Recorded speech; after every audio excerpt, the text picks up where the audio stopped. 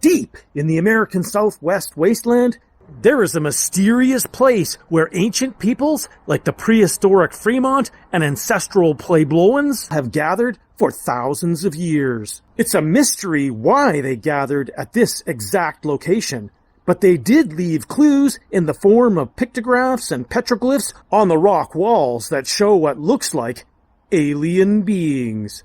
I'm going in for a look, and you, well, buckle up, you're coming along. Welcome to SWELLER'S and DWELLER'S.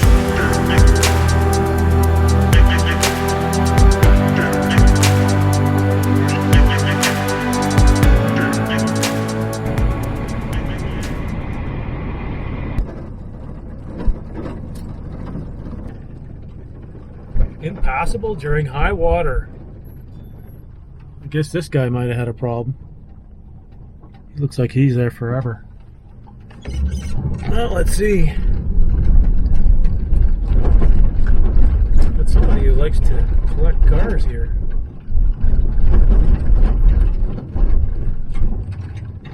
Oh, no problem. No problem.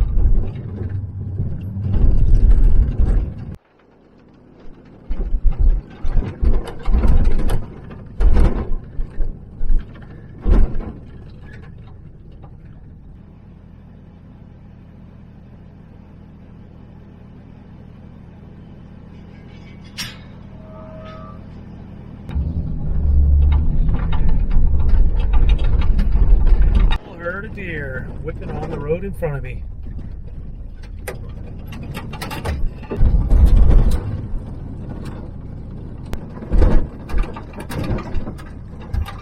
We are once again deep in the American Southwest wastelands, here to explore a gathering place for ancient civilizations.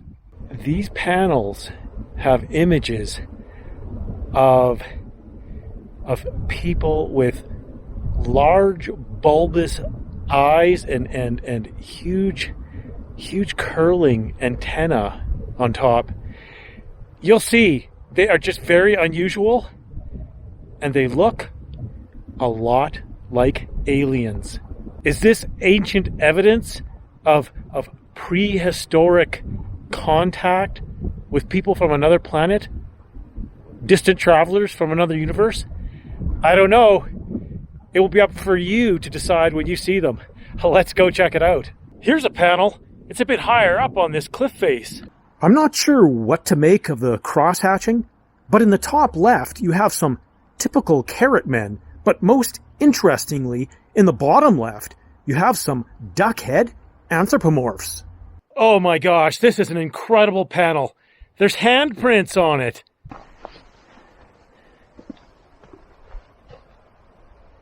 Wow. So we've got these 3 extended waving hands. And then up above is kind of a chevron.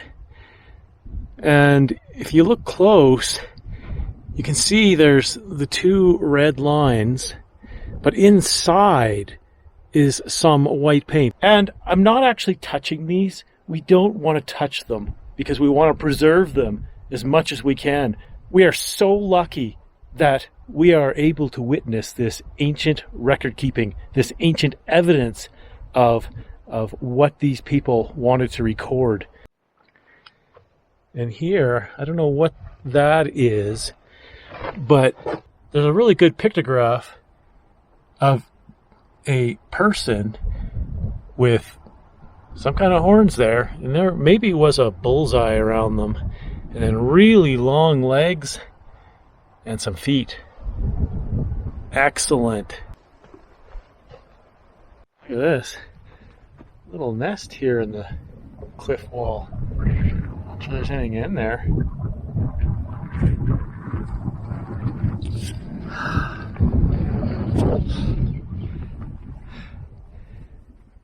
So here, it's pretty hard to see, but kind of a petroglyph of some kind of a beast, maybe locked in battle with another beast of some type. They're so faded, it's hard to tell. And then here, I'm not sure if we've got more animals, maybe a snake. And then that looks like a deer or a buffalo.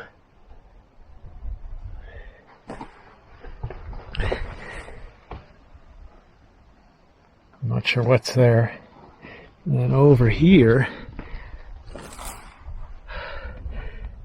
that looks like a person. There's a body and the head, and then kind of an arm with extended fingers, and then extended fingers over here. But I don't know, look at, there's these huge antenna up top. The image is very faint and difficult to make out, so I've gone ahead and done some processing to try and enhance it. Here you may be able to see the suggestion of the large buggy eyes a bit better, and can definitely see the unusual legs. But I'm hoping there'll be much better examples of this coming up. You know, looking at this image, it doesn't really look like a person with these huge antennae on top of its head and maybe kind of larger eyeballs. To me, this looks almost something like an alien. So is this prehistoric evidence of some type of alien encounter with beings from another planet, another place, another universe? I don't know. The reason we know this area has been a meeting place for ancient civilizations for a long time is because the panels have different styles of artwork, indicating they were created in different time periods, perhaps by different people. The earliest probably being the prehistoric Fremont people, and working up from there to the Anasazi, Barrier Reef, and Archaic. We can assume that this place was either found by these different peoples at different times, or it was an area that was simply passed down amongst generations and generations. Now here's a really beautiful example of a bighorn sheep petroglyph carved into the rock. Why they chose this particular area, no one knows, but it was obviously a special place to them, because we see evidence of many different communities over many time periods. So who knows, maybe it was like just a central meeting area amongst separate tribes who existed further north, further south, further east, further west. This was like a central meeting place. I don't know. Or maybe it had some special meaning. We seen in my video previously of the area that was deep inside of a narrow canyon. I mean, that was magical in there. But this place is kind of more wide open. So it doesn't really have that unique feel to it. But I don't know. You know, who knows? Maybe you have some ideas that you could share in the comments. But one thing for sure is it is amazing that we can come here and see this ancient evidence of these ancient civilizations throughout the ages that have left their mark, left their message. If there is a message to this, maybe it's ancient graffiti with no meaning. We don't know. But this is here still for us to come and enjoy and use our imagination to speculate on the ultimate meaning of it. There might be something here, but I don't know. it's hard to tell. It's very faded. I'm not sure if that's natural or you know what? I think it actually is a pictograph or petroglyph combination, because you can see the colors, but then up above you can see the pitting in the rock, and it doesn't look natural. It's kind of in the form of a winding snake going all the way to the top.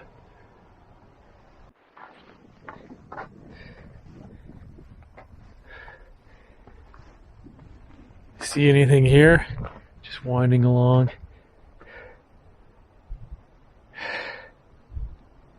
Oh, I see Will Keel from 1900. So we have not so ancient evidence. Even the early pioneers have left their mark here. And here, it looks like we have some snakes.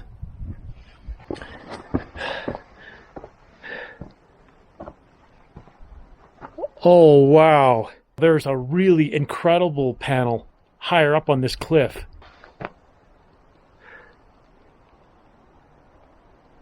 Look at that. It's huge too. It goes all along this cliff face. Let's see if we can get you a closer look here.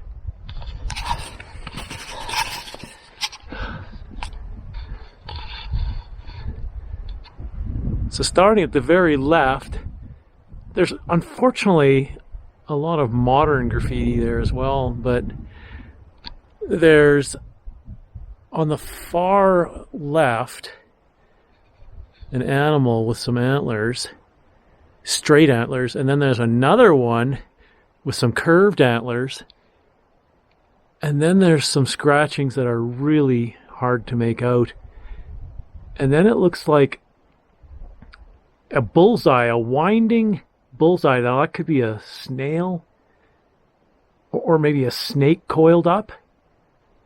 And then we have a smaller animal with curved antlers, and then an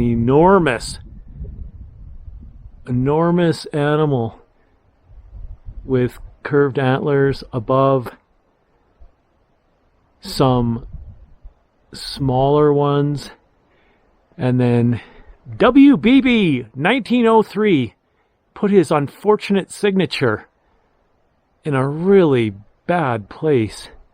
And then we have, I don't know what that object is. It's like three shapes with a antenna coming out the top. And then a collection of 3, 4, 5 more animals. The one with very curled horns looks to be climbing the cliffside. There's kind of a natural lip in the rock, and it looks to be climbing that.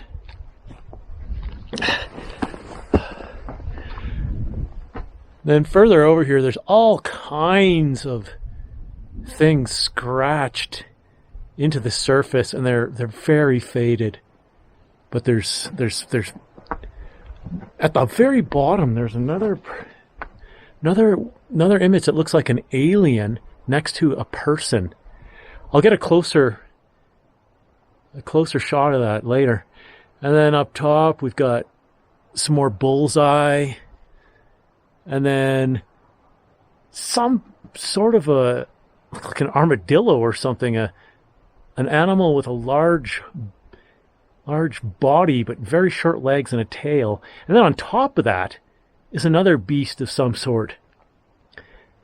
And then to the left is another person, again with horns on top, and then another beast with very curved antlers. Let's take a look at that alien.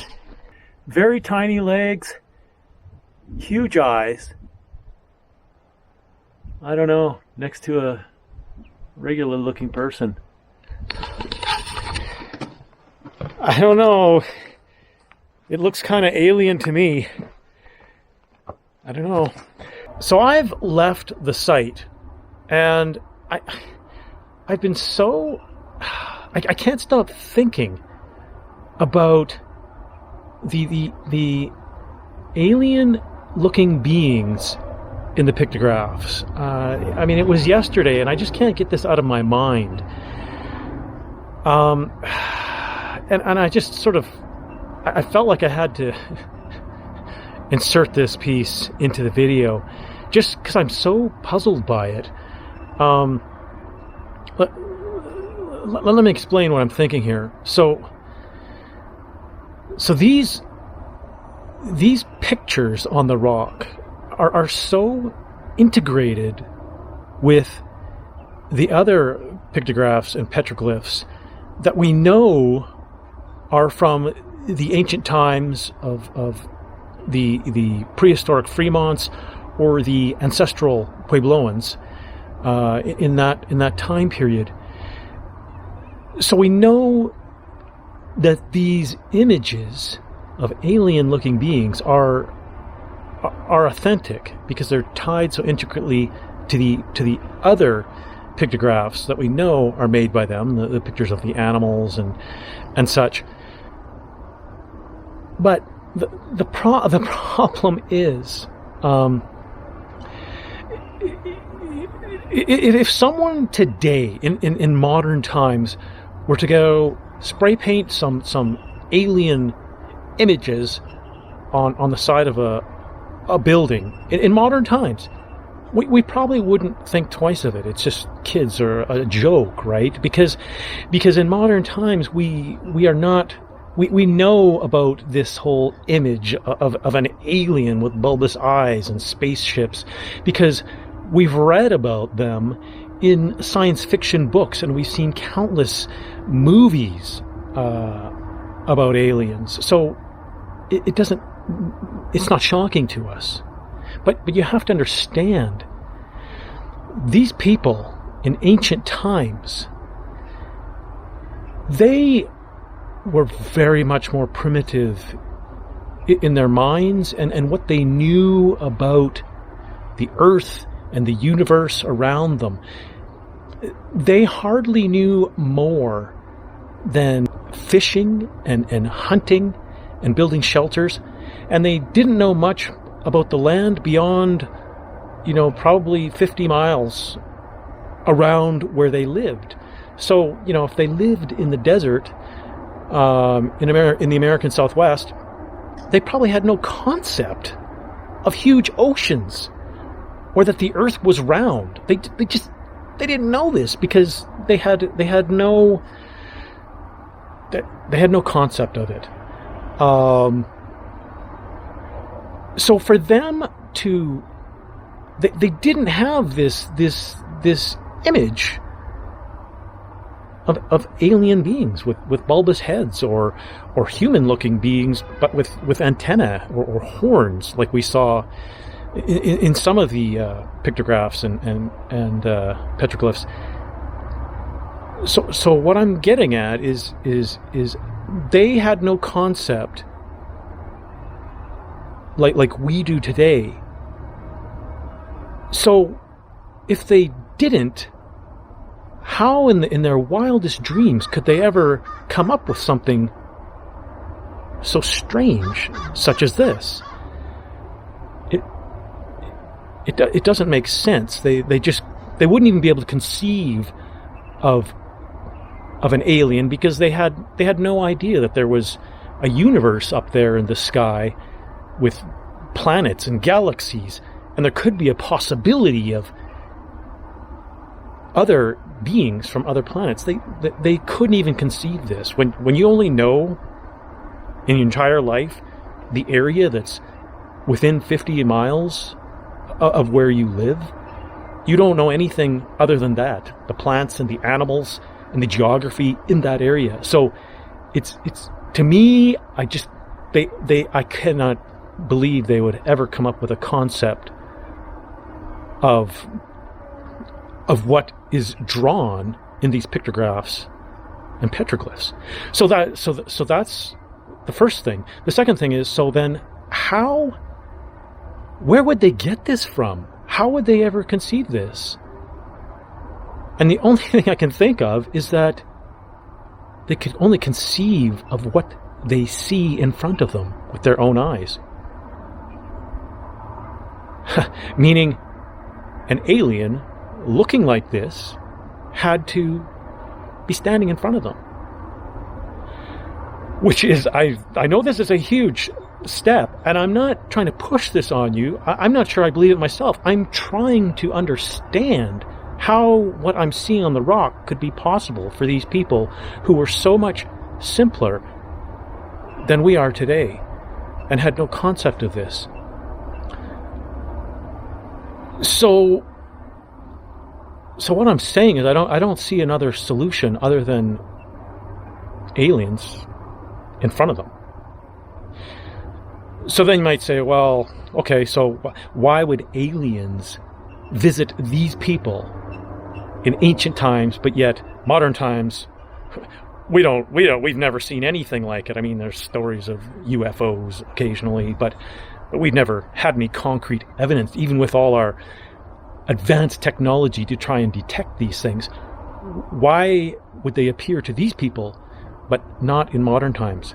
And my answer to that was that you have to understand that if an alien being would make an appearance to some people in the South America or the American Southwest deserts of Utah today, within hours, those people would put this on social media and it would spread around the entire globe. Like something like this would spread within hours to the entire globe. It would be earth-shattering. Civilization as we know it would be turned on its head, would cause chaos. It would have an enormous, unchangeable impact forever. So if you were beings from another planet, you would understand the impact of what you were about to do if you made an appearance in modern times. And so they would be very intentional, and if they did it, and because they would know the impact. However, you have to think back again. In the ancient times, in the times of the prehistoric Fremont and the ancestral Puebloans, they knew that the risk comparison with modern times today, the risk then would be much, much lower. The risk would almost be non-existent. Because, like I said, again, these people only knew the area, that they lived in within 50 miles around them. And I'm making up 50 miles, but you know what I mean? Like just the local place where they lived. And beyond that local place where they spent their lives, I mean, the people next to them were probably enemies. They're probably frightened of each other. So if there was an appearance to one group or tribe in an area, they had no means to share this information with other tribes around them because they had no communications, and likely, like I said, they were probably enemies. They're afraid of each other. So if the aliens would make an appearance to one tribe, they knew it would have no impact beyond that tribe. These people didn't even have paper to record it. They recorded it the only way they could, on the rock, in the pictographs and petroglyphs. And the only people that would see those were the very few other ancients that traveled through that area, which were, I don't know, very few.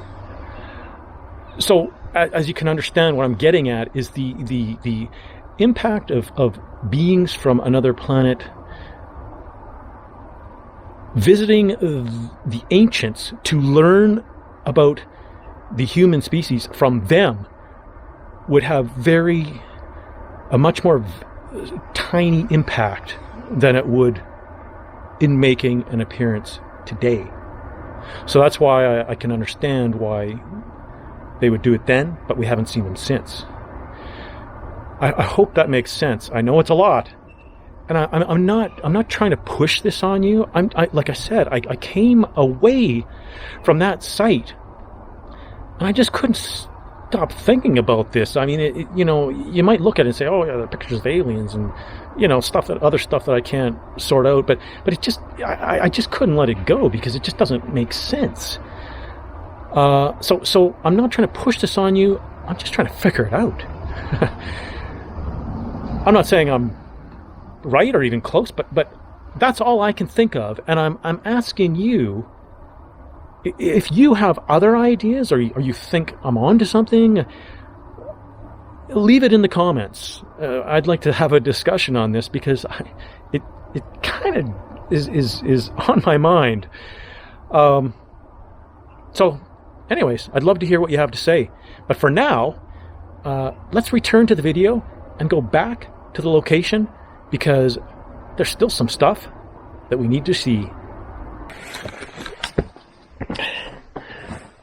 And then on the far right, we've got another kind of bullseye circle, and then I think some more animals here.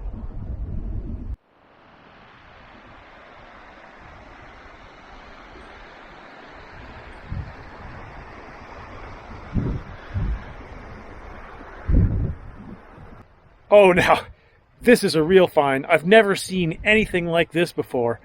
Here we have at least 3, maybe 5 people who are depicted holding hands. Amazing! Just under this overhang. So we have 1, 2, 3 holding hands. They all look the same size. They might be a family. And then over to the left, there could be a couple more, but they're really faded. Spectacular. Absolutely spectacular.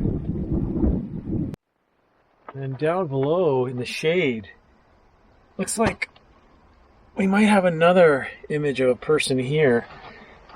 And then to the left, some other pictographs, very faded. There's one back there of an animal. A couple animals. This is really amazing, guys. There's some really unique images here. Let's keep walking along the cliffside and see what more we can find. W.M. Caldwell Hardy, May 28th, 1879. Wow. Kind of ridiculous to see when people do this kind of thing, especially around ancient, archaeological artifacts. But 1879, wow, that is kind of interesting. That guy was like an early pioneer. This panel is very unique because it seems to be made in a different time period than the other panels around here because the figures are much less recognizable. Oh, an amazing petroglyph. I don't know what that is. Not sure.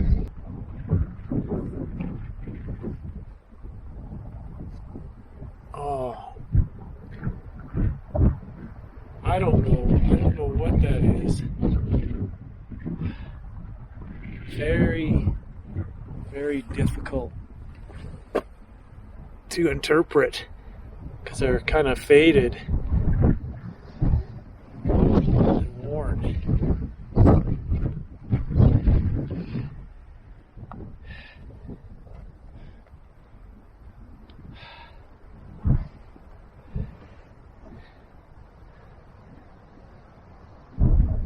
Up here, up higher, we can kind of see maybe some animals. These are a little more distinct, but yet not really too meaningful.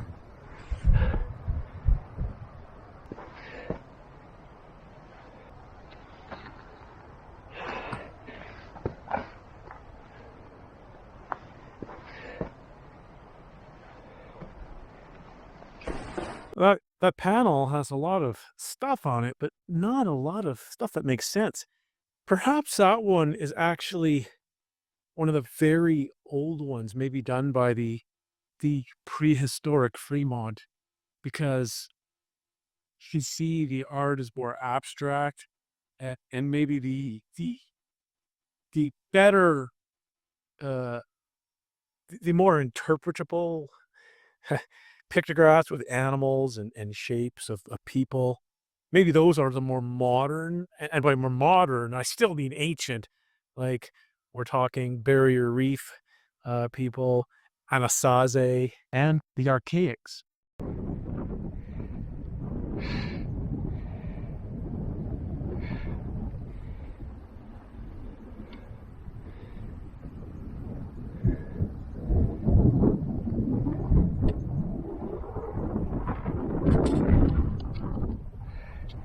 I've come up very high. I often climb and have no results, but this one is a reward. We have some images here, some pictographs. While not fantastic, they are kind of unique. So on this boulder, we have this rather large, it looks like a person with a big bulbous head, a small neck, and then a triangular body that is quite large. Usually you see a lot of men that or people that look narrow with long bodies, like carrot people. So this one is a bit different. So it perhaps comes from a different time period. And then here, I think this is another animal with antlers. I've come way up to the top, and I haven't found really anything except for this absolutely nuclear colored fungus. Look at that.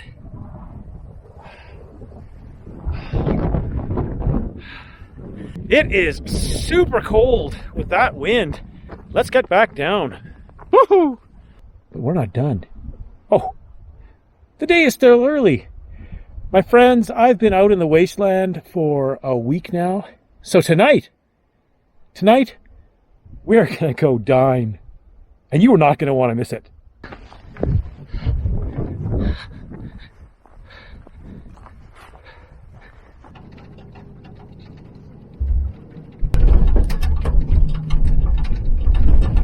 So, as you know, I'm a Canadian, and whenever I come to the US, there's always some place I like to go and eat.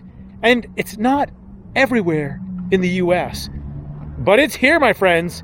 So tonight, we dine. One love, baby, one love. Yes, my friends, we are at Raising Cane's Chicken Fingers.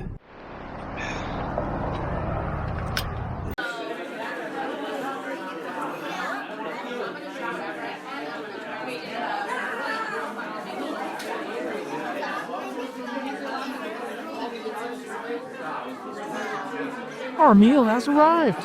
So let's take a look. Looks beautiful. We got 4 chicken fingers, canes with secret sauce, some coleslaw, French fries, and Texas toast. Plus, all you can drink soda. So the big question is, when you eat the French fries, do you dip them in the canes of secret sauce or ketchup? What do you even blame? Well, you know, I think they are just delicious in the secret sauce. But occasionally, I'll get a yearning for a fry and just plain old, not so secret sauce. Ketchup. By the way, you can't lose. Oh, look at breading on this chicken finger. And look at that meat inside. That's quality, my friend. It's heavenly. Now, with all this great food, we do need to try and be sort of healthy, eat some veggies. So let's dig into this coleslaw. It's pretty standard, but wow, it's like crunchy. That's a crunch. There is so much food here and so much variety. The last thing we're going to check out is the Texas toast. Look at that. Just crisped up, nice and brown. And not too much butter, but just enough. And wow, is that ultra fresh, ultra soft. Wow, great bread. And let's not forget our unlimited sausages. Now, we should have some control here, not drink too much. Oh, but it's so delicious. With so many choices in front of me, it's hard to determine what I should eat next. Should it be a chicken finger, a fry, some Texas toast, some coleslaw? Life is hard, my friends. You know, these chicken fingers are so beautiful that I refuse to dip them in the special sauce. Look at that meat. Just beautiful white meat. You don't want to taint the taste.